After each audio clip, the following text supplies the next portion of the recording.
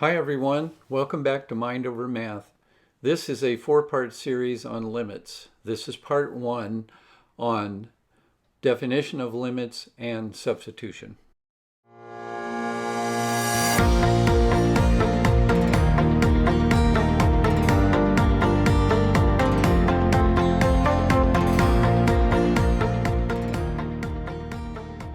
In math analysis on limits, and this is the basic definition of a limit.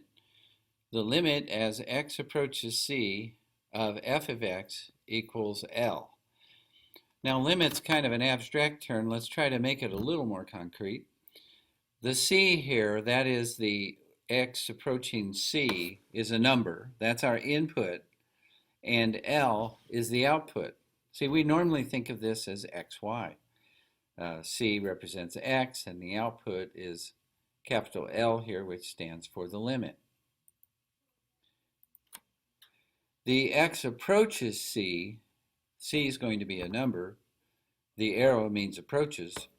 Means that it's standing off afar, and they're predicting on the path, which is called f of x, what L is when you get to c. Now, basically, that's saying what is y when x is c.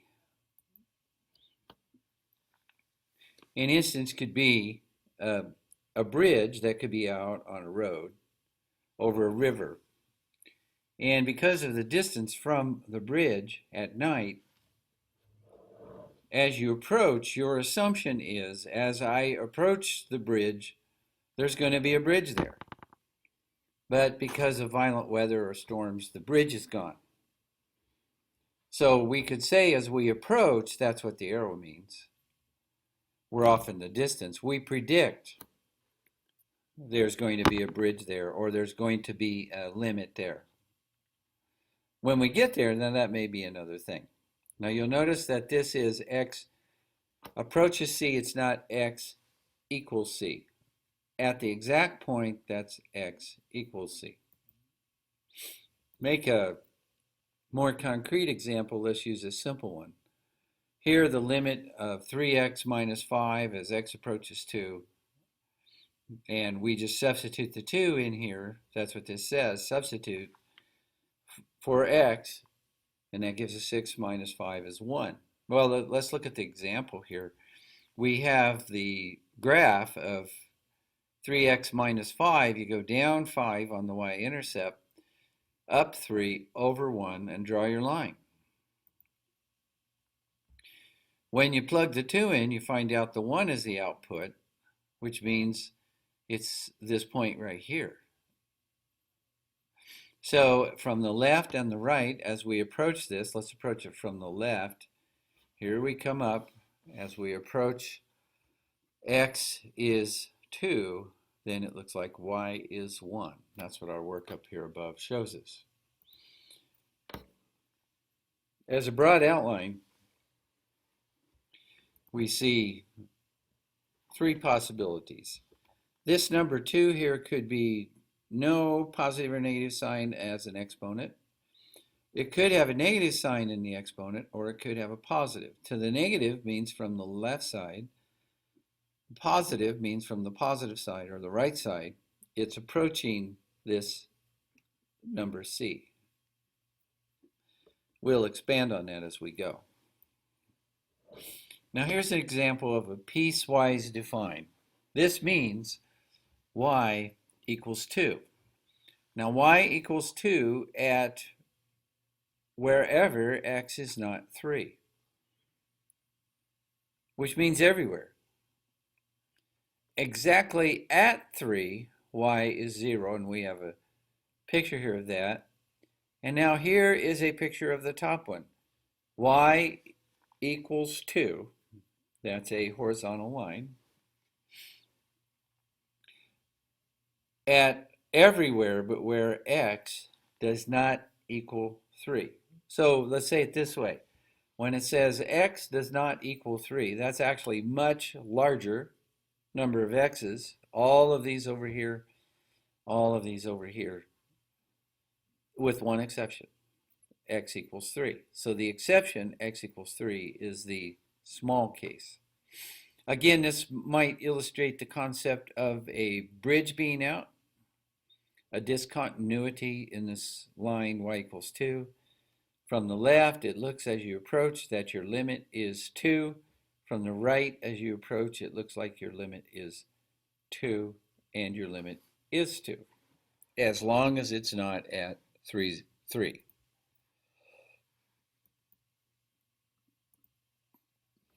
So once again, similar ideas, you park your car in the parking lot and you expect it to be there in the same spot when you come out after school. Well, it's gone. So you were expecting as you approached the car that it would be there. Your friends moved it. They may have punked you. When you're substituting in these numbers into the equation, you have 3 possible outcomes. The first is called polynomial.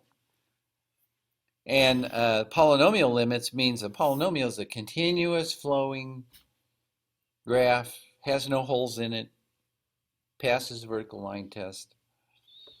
And it always results when you put a x in with a number coming out, normal number.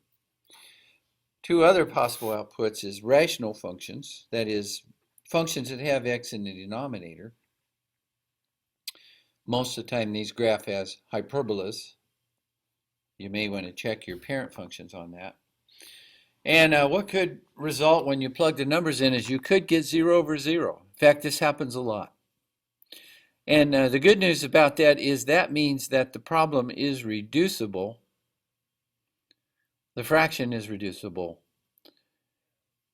And that as the fraction reduces, we want to do that by 2 methods.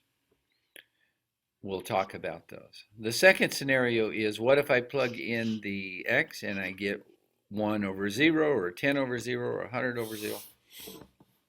What's that mean? That means that the point is undefined at that point. It could be a vertical asymptote. It may be a hole in the graph, yet to be determined.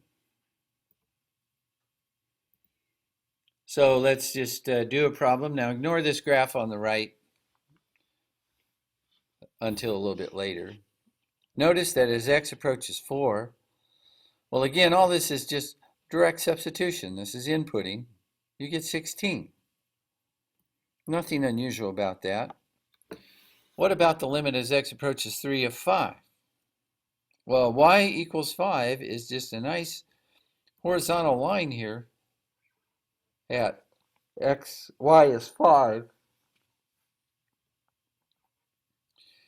And so at 3, the output's 5. Just like at 0, it's 5. Just like at 20, it's 5. It's the constant 5. So the limit is 5. Limit is a y direction statement. It's an output. So here's the point 35, and let's go on to another type of direct substitution. What is the limit as x approaches 0 of cosine of x? Well, of course, we plug in 0 for cosine of x. And down below here, you'll notice I have a diagram of a cosine wave. Well, what's happening at x is 1? Well, here it is right here. It looks like from the left side it's 1, and from the right side it's 1. Solution's 1. May help to have this diagram in front of you to do the next one.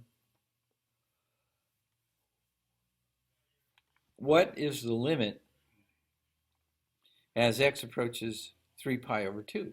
Well, that's down here 270, 3 pi over 2. So we plug it in there, and we can see that the output is 0.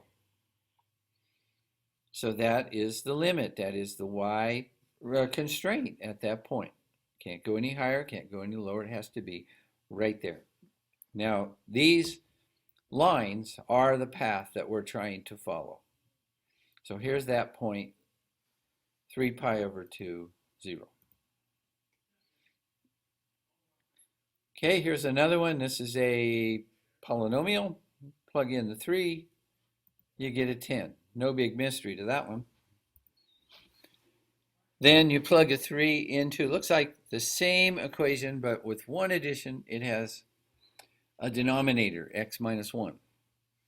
So when you plug in 3 there, you get just like you did on the other side here, you get a 10 over 2, which is 5. So next we move on to x approaches pi as a sine of x. Here's a graph of the sine of x. When x is pi, we're right there. That means the y value is 0. This is a 4-part series. You're on part 1.